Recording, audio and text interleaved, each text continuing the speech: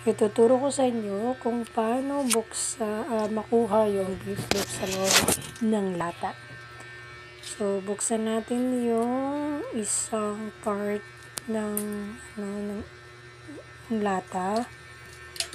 Tapos, hindihan muna natin to. At, ilagay natin yung beef loaf. Na po, lagay po natin yan hanggang sa lumubo yung lumubo at lumabas yung laman. So, painitin na po natin yung painitin. Medyo matagal po yan.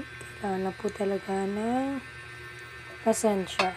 So, hintayin muna natin yan. Hintay-hintay lang. At tagal-tagal talaga yan. Ano yung sekreto sa tabrig beef loaf?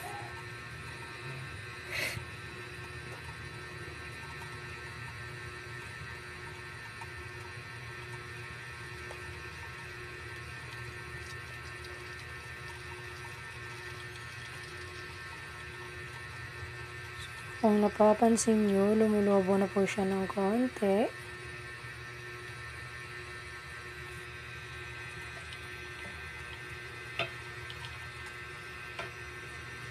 Medyo nakakangalay sa kamay. Pero, ayan na. Lumalabas na siya. Tayo lang natin. Ayun. Yun.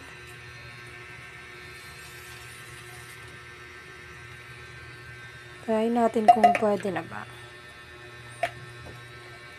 Oh, medyo matigas pa. Balik natin.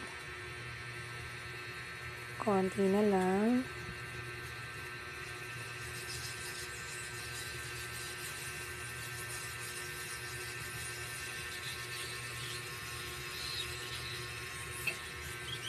Okay, try ulit natin kung pwede na ba makuha.